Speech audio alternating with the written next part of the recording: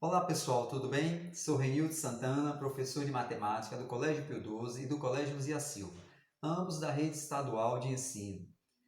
Neste momento de pandemia, nós escolhemos fazer alguns vídeos de matemática, revisando alguns temas importantes e disponibilizar em nosso canal no YouTube para que os nossos amigos que gostam de matemática e têm o interesse em continuar estudando e aprendendo possam estar revisando esses conteúdos mesmo estando em casa. Estão preparados? Vamos nessa! 3.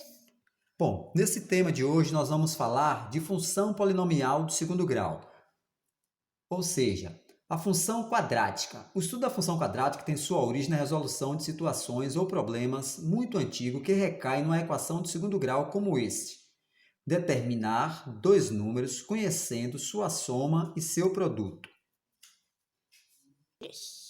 Bom, como falamos em soma, S são raízes, eu vou chamá-las de A mais B. Como eu também falei de produto P, eu vou fazer A vezes B. Então, resolver este problema é o que caracteriza uma função polinomial do segundo grau, uma função quadrática. Como isso aí vai aparecer para a gente? Vai aparecer da seguinte maneira: na soma, eu isolo uma das duas variáveis, ou isolo A ou isolo B. A minha escolha vai ser isolar o B. Olha o que acontece então. B é igual a S menos A. Eu vou substituir esse valor de B na segunda equação que eu tenho ali, olha. P igual a A vezes B. Então, nós vamos ficar com o seguinte: P igual a A que multiplica, vou colocar isso aqui agora, olha.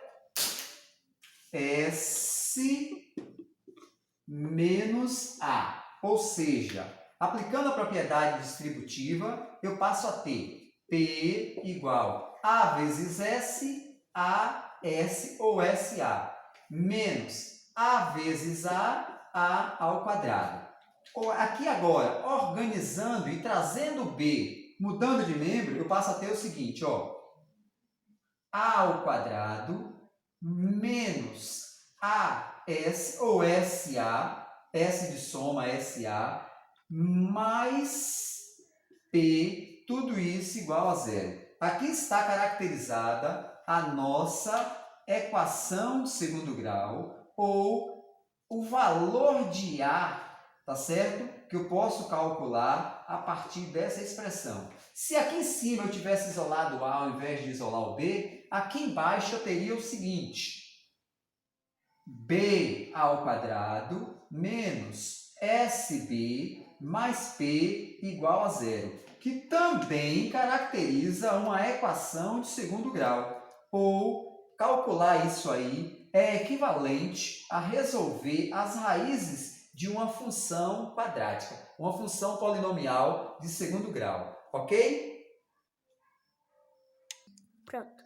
Concluímos que a função quadrática ou função polinomial do segundo grau é toda função do tipo y igual a x ao quadrado mais bx mais c, em que os números a, b e c, que são os coeficientes, são todos eles números reais. E o a é sempre diferente de zero. Você pode perguntar, Reni, mas por que o a é diferente de zero? Pergunte que eu lhe respondo agora. O a é diferente de zero, amigos, pelo seguinte: se eu colocar a igual a zero, eu vou ter 0 vezes x ao quadrado.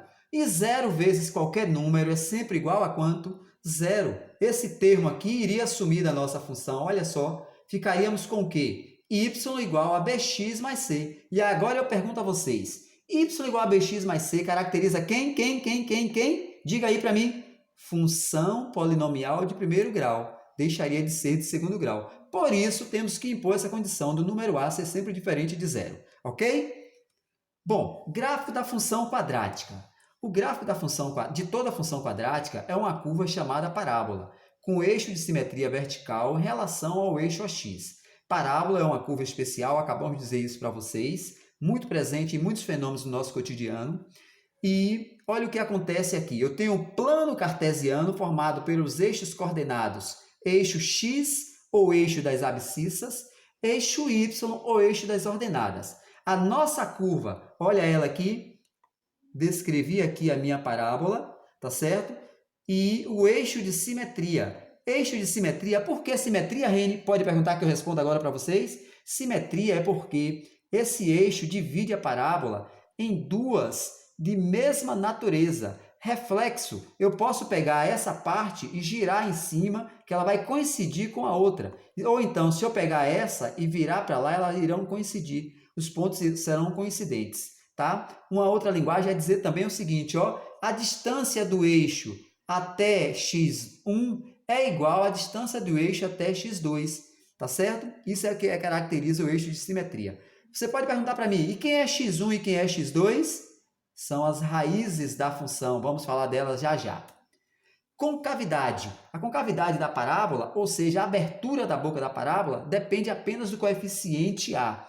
Se o coeficiente A for um número positivo, ou seja, maior que zero, a nossa parábola terá concavidade voltada para cima, ok?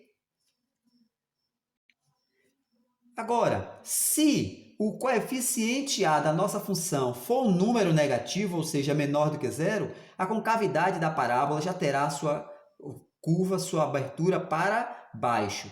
Recapitulando, A positivo, coeficiente A positivo, concavidade voltada para cima, A negativo, concavidade voltada para baixo.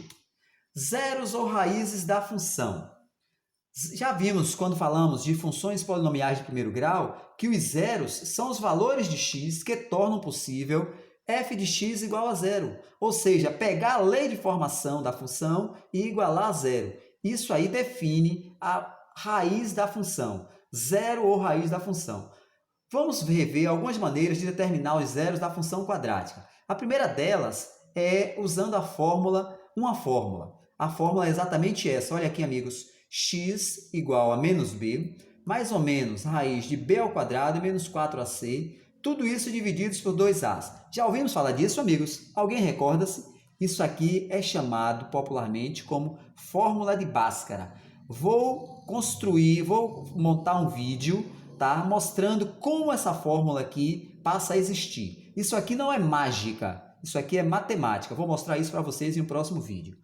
Bom, para usar essa fórmula, basta conhecer os coeficientes A, B e C.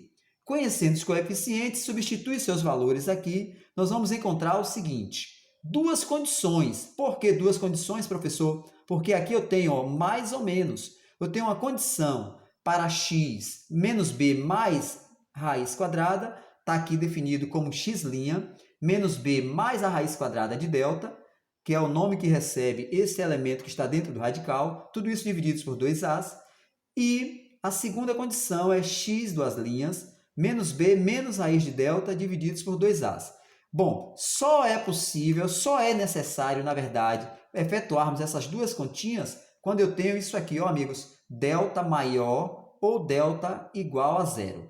Aqui eu digo que as duas raízes são reais. Se por acaso, quando você efetuar essa continha aqui dentro do radical, b ao quadrado menos 4ac, e encontrar aqui um valor negativo, não é obrigatório você definir esses dois valores quando você está trabalhando no universo dos números reais, tá? Se delta é negativo, se delta é menor do que zero, as duas raízes ou as raízes da função quadrática não serão números reais, ok?